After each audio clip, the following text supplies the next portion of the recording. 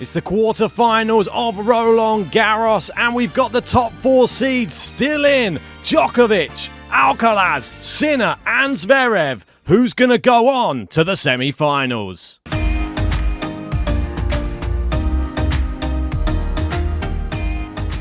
Well, we're here already. Quarter-final time. 8 men remain.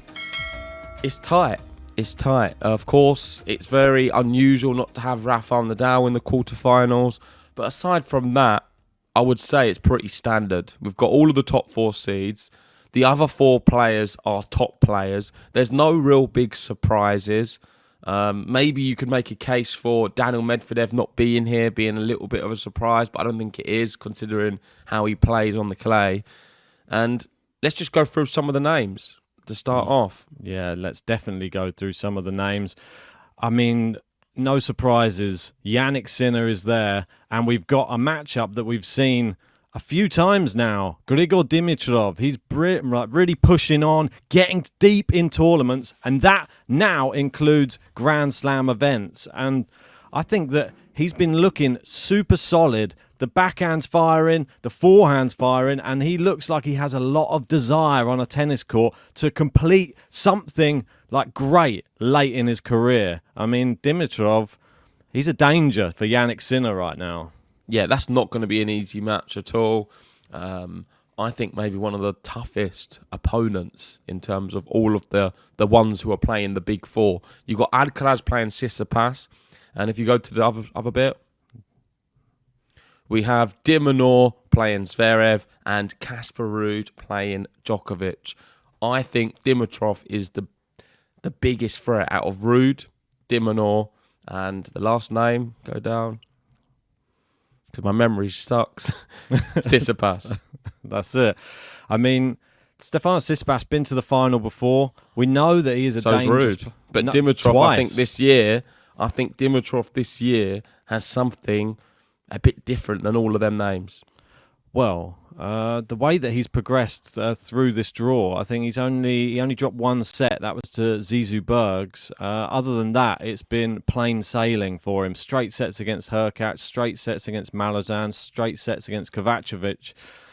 I mean, he doesn't really look like he's even been tested. That's my personal opinion. I mean, Dimitrov, we even put a video out, like, is he one of the best players ever to not win a slam? And he could well be. I mean, If he gets past Jannik Sinner, do you put him as favourite or do you put him as maybe second favourite? I mean, it's one of those questions right now, because if he beats Sinner in straight sets, you'd have to be looking at Dimitrov going, oh my word, this guy, he's on another level right now. But easier said than done. Did he not beat Alcaraz recently?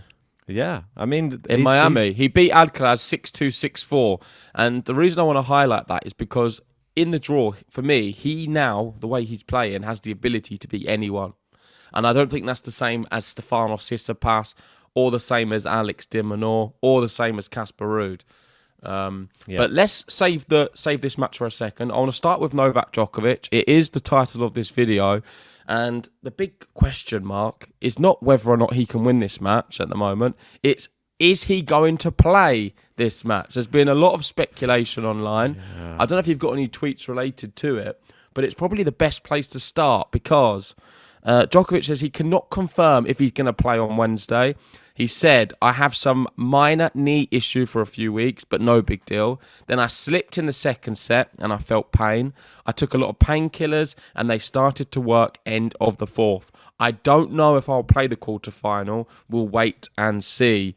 It reminds me a little bit of course, not too long ago, Rafael Nadal at Wimbledon in the semi-finals where he pulled out. Was it semi-finals against Kyrgios? Yeah, it was, yeah. He wasn't sure if he was going to play. Then he called the press conference. I guess what we're waiting for now, is there going to be an emergency press conference for Novak Djokovic? I don't think that's going to be the case. I think he's going to play. I really believe he's going to play. You've got to look at how he's saying how he slipped. And this has been a big problem for him. He had an argument with, I don't know if it was the umpire or someone there at the court side, or I think it was just to himself as well, talking about how slippery the conditions were. And I think when he argued with the umpire, they were kind of saying that it's not slippery. And then under his breath a few times during the match against Cerundolo where he fell over, he kept saying, "Oh, it's not slippery, is it?" And he kept falling over. So he's got a big problem with the courts. He keeps looking at them, saying how they need to be swept. Yeah. He said underneath, said the surface level, he said there's a lot of water still remains on the court. And he said it just needs to be continuously swept to make sure that it's like safe playing conditions, essentially. I don't doubt it's different than usual years because you had the roof closed for most of it. There's been terrible weather and rain. Yep. And I know it was seeping through the roof at one point. And it seems like it's colder than usual. I don't know if it's just everyone, but the UK's been pretty cold. I know you had a great day the other day when it hit 19 and you celebrated. Whoa. But overall, very cold for summer. And maybe the courts are playing a bit differently, but he's the only person I've seen come out publicly and complain about it. Is he going to play? I believe he will. Do you think so as well?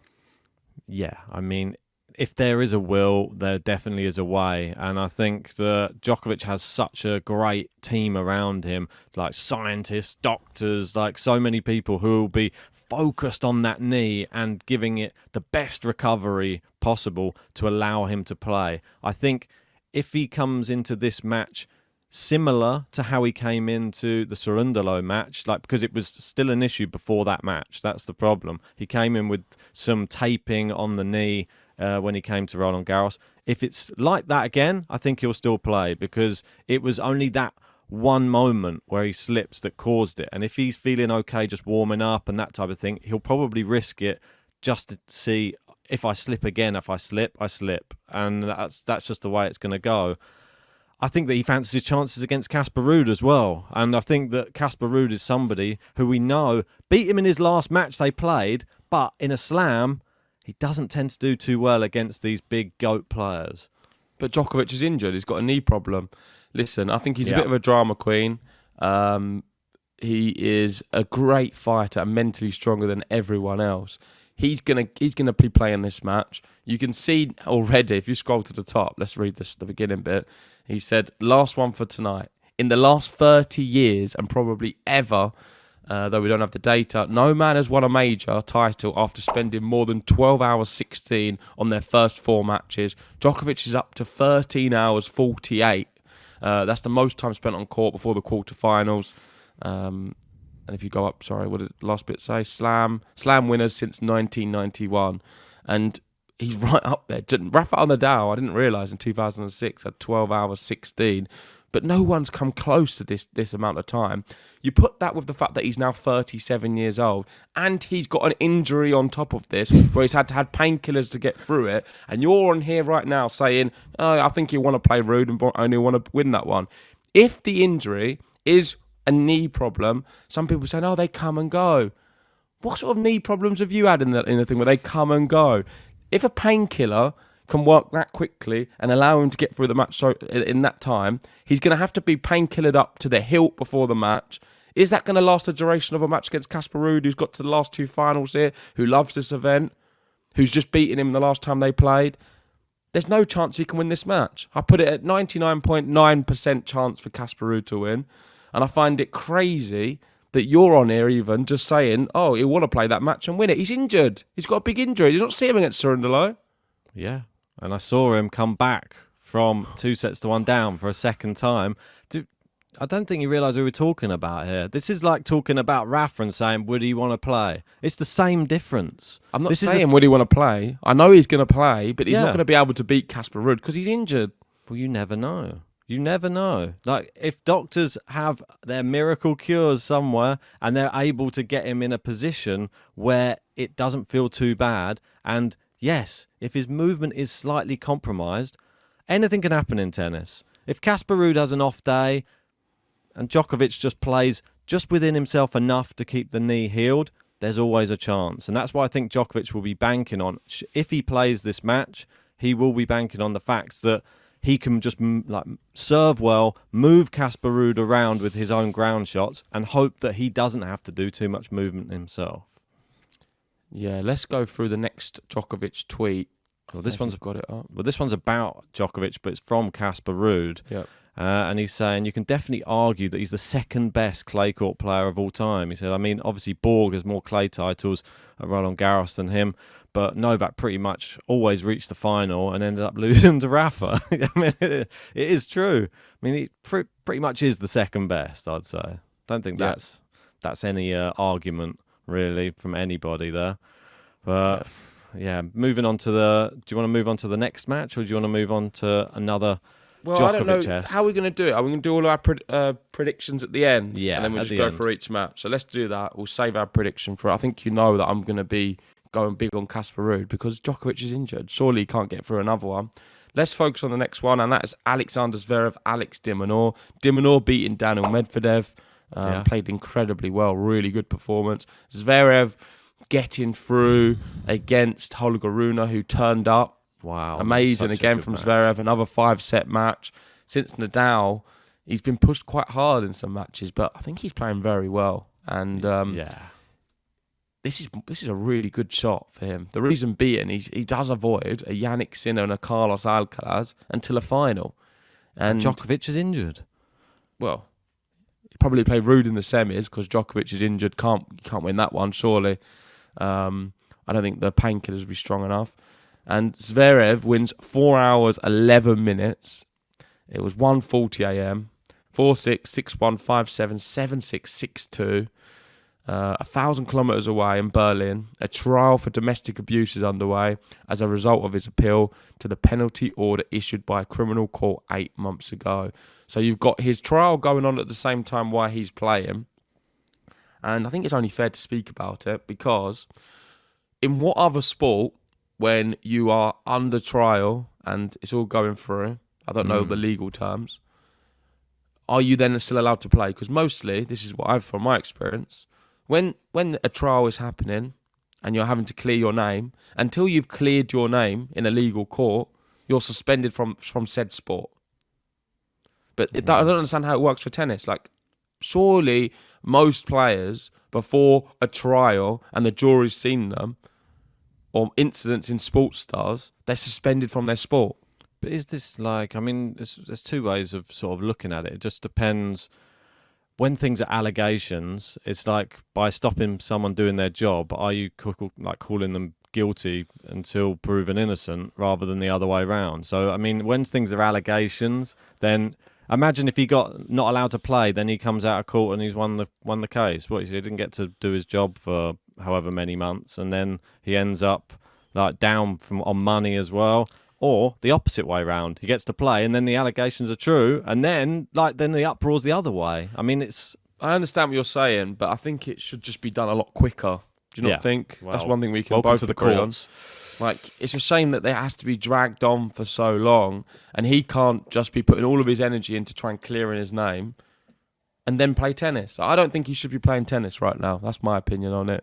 I think it's very distasteful when you've got these very serious allegations happening in the background, and yet he's out there getting a great applause from the crowd, doing very well. Doesn't sit right with me because we don't know what the outcome's going to be. And you can look at it the other way. What about if he is guilty and then all of this and he's been playing tennis and he wins Roland Garros? Well, that's it. That's not a good look either. So let us know your thoughts in the comments section about this one. Zverev, tennis-wise, playing brilliantly. As a person and with everything going on, the jury's out. Yeah. Well, the person that he's going to be up against next, definitely only good things to say about him. And he has a little lucky charm that keeps coming along to all of his tennis matches. And this is Alex de Minaur. And he says his little French fan, the lucky charm, the most wholesome story of this year's Roland Garros. And there he is. Say his name. His name's Paul. Is it Bull? I think they call him in France. It's not Tommy Paul. No, not to imagine if it was like his little son or brother or something.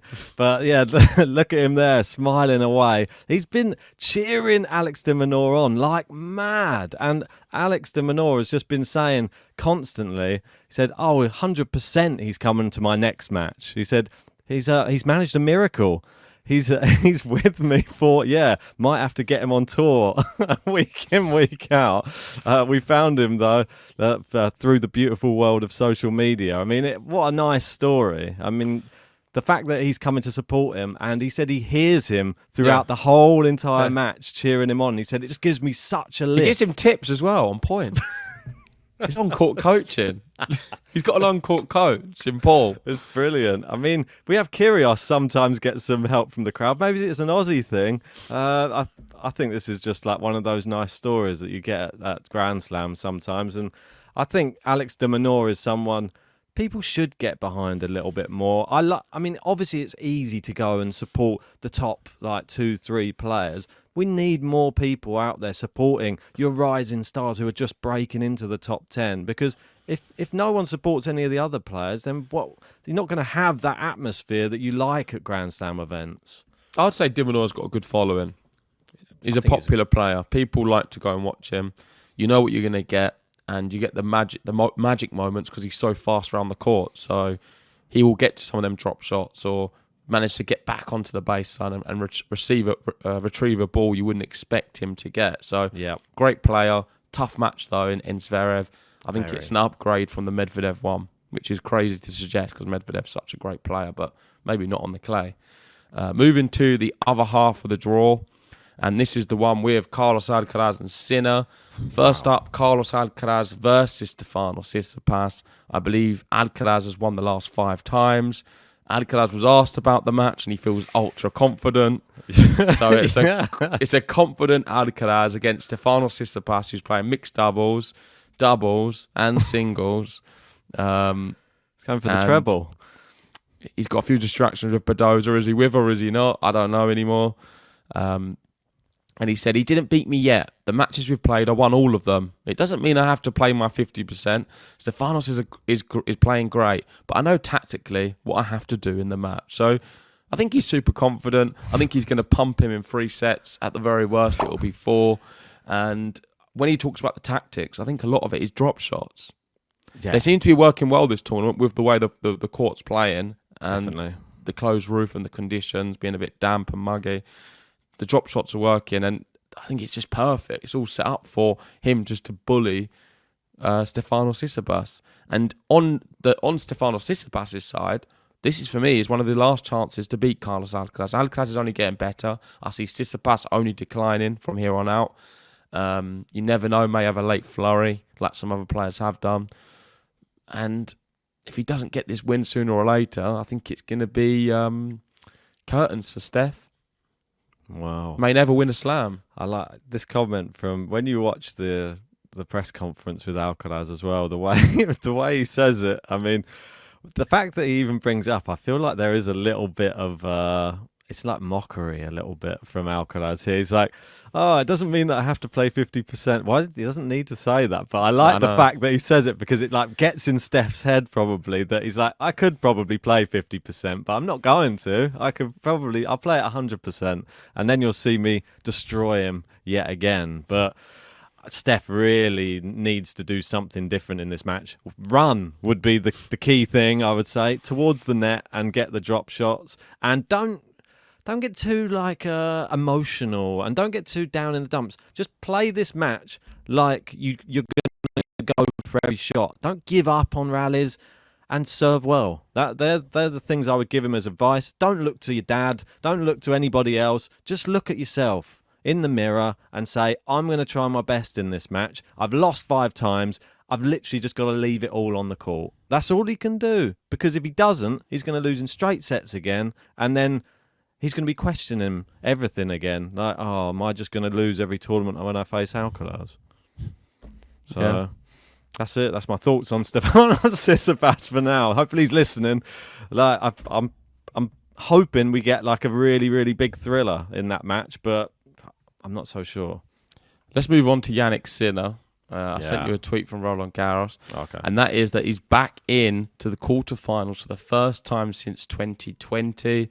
I think he lost to Nadal that time, if I remember correctly, if my memory's right. But Sinner, I don't think there's even much to say about him out of all of the players left in, because the one thing to focus on, probably if you scroll down, was that first set against Mutet, because it's the first time I've seen him really struggle. I think it's the only time he's lost a set this year by a scoreline of 6-2, aside from the one against Carlos Alcaraz. So very unusual for someone of Mutet's level, I don't know, disrespect to him, for him to lose 6-2. But then after that, it was plain sailing. I don't think he's really looked in too much jeopardy throughout any of this tournament, just going through the draw, doing what he needs to do. First time since 2020 since he's got to the quarterfinals here. And I think that just shows how far he's come along. He probably had one eye on the Cerundolo match yesterday, because if Djokovic is not to win Roland Garros, he's going to become world number one. I think if Sinner gets to the final anyway, he'll be world number one. But I know if Djokovic lost yesterday, he would have been crowned number one. Yeah, most definitely. I mean, looking at this scoreline as well, the one thing to note, I know it says 6-2 in the first set, but it was 5-love, and Mutet was serving. It was almost a bagel, yeah. So the fact that he not only prevented the bagel, prevented the breadstick, and then from there on, just went on and completely trounced. It was steady on, Ben. Is that something to be proud of? Oh, I was 5-love against Mutet, and I just prevented the bagel. I mean, it still doesn't sound great. Yeah, I don't know what was going on. Start. Sometimes you have a slow start. I mean, that was definitely a very slow start from Jannik Sinner, but maybe he's uncharacteristic. The point is, though, if he makes a slow start against Alcaraz, we could be looking at two. It could be 2 sets down before he starts picking himself up. Dimitrov. This is who we're speaking about, and they have played 4 times before, but they've only played once on clay. And Dimitrov, the winner. So does that What's play? That? 2020. Well, too long ago. I mean, yeah, he's got better since then, obviously. But look so how he played. He played him this year in Miami. 6-3, 6-1, done. Let's stop looking. Stop ruining the narrative. I'm throwing a little bit of doubt, casting a bit of doubt there for the Italian fans. Can Dimitrov do it? Can he make it 2-0 in clay against Jannik Sinner? I mean, no better opportunity than now. He's just seen Mutet take a set. Why can't Dimitrov do it? Well, let's hear what we've got to say, because it is predictions time.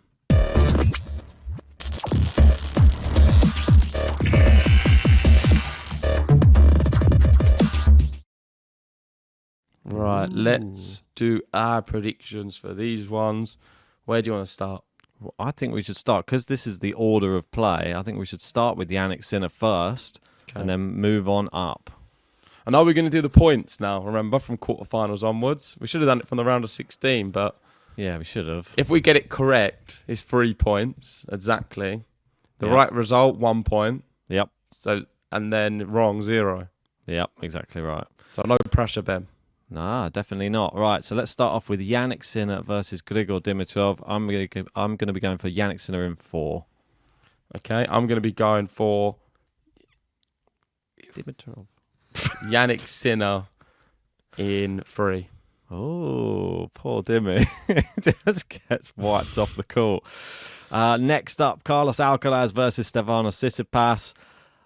I think we may see an improvement from Tsitsipas, but I think it's going to be Alcaraz in 4. I'm going to be going for Alcaraz in 3. Oh, it's like they're all going through in straights for JG. We've got Alex Zverev versus Alex de Minaur. Battle of the Alexes here. Who takes this one? Do you want to go first on this one? Yeah, I'm going to have Zverev defeating de Minaur in 5 sets. Ooh, do you think that's just down to Bull in the crowd cheering him on? Is that going to give him I just think they've both got stamina, these two. They have. There's just something about Zverev, I think, this tournament, though. I'm not sure what their head-to-head is like. Let me just have a quick check, just because I think this is going to be a little bit of a telling factor for me on how well he played. Different players now. 7-2 against him. The last time they played, have they ever played on clay? I mean, it was quite close, to be fair, and that was back in 2022. 2 close sets. Yeah, you can't read into the head-to-head on this. I'm going to be going for Zverev, but I'm going to be going for Zverev in straight sets, but I think it could be 3 tie breaks. Okay, not bad. Well, Zverev then would be going 3 5-setters in a row if it happens with me. Oh, I mean, just Djokovic? To make that next one with Djokovic even more excited. What, 2 broken men make it through to the semi-finals? Can Djokovic do it? It's the big one, the big question. We know. Well, you may as well go first because I'm pretty sure we know who you're going for. Okay, so it's difficult for me to do because if you have to give me a set, I don't think it will go the distance. I don't think it will be completed. I think Djokovic most likely will have to retire because of his injury. So I could say like 2 sets and then retirement for Ruud. But if you want to have me to give an official scoreline, if that happens, I'd like all 3 points. But I'm going to be going for straight sets, Casper Ruud. Whether that's 2-love or 3-love, because it could finish at either stage. That's really sad. I don't know. He's injured. I don't understand. How can he win this match if he's injured? And the way he was against Cerundolo, he got through painkillers. So he's going to be having more painkillers consistently, and that's going to help him after playing however many hours on court. I can't see a way for him to be able to play. It looked very serious, the knee injury. Did you not see him on the floor? I did, and it did worry me. But it looked terrible, the injury. I don't know why everyone's skimming past it like it wasn't that bad. It looked like a really bad injury. I don't understand how he's defied logic and got through that match. If I'm just focusing on that injury alone and seeing the severity of it, there's no chance he can win this match. He's even putting it into doubt if he's going to be able to play this match. So if he does, there's no way he can win it. I'm going to be going for Ruud in straight sets, whether that's 2-love or 3-love. Yeah, so he's got to undergo a scan on the knee. I mean, he may not even play the match. That is the reality. I mean, as much as I want to have my Djokovic blinkers on, the last 2 matches have been so close against players who are not at Ruud's level on clay, and I think that is the sad reality. Like, Ruud's been to the final twice for good reason, and he's like knocked out players with fairly easy. I don't know. He made it look easy. That's what I think, and I think that Ruud will win, and I don't know if Djokovic. I think he might be able to win a set. Go on then. I'm going to give Djokovic a set, and he loses in 4. Okay, there we go. That is our predictions. Let us know what you guys think in the comments section below. Do you agree with our score predictions, or do you think we're completely wrong? But that's the 4 quarterfinals. We'll be doing something similar for the women's. We're a little bit late because some of them have started. So we may have to do a review of some of the quarterfinals and then predictions for the rest. But that will be later on. And of course, a big match in Carlos Alcaraz, Tsitsipas will be on later on. And I think Sinner's playing today as well. Yep, is indeed. But all I've got to say, one last thing. Prove me wrong, Djokovic. Prove me wrong. Like and subscribe. See you soon.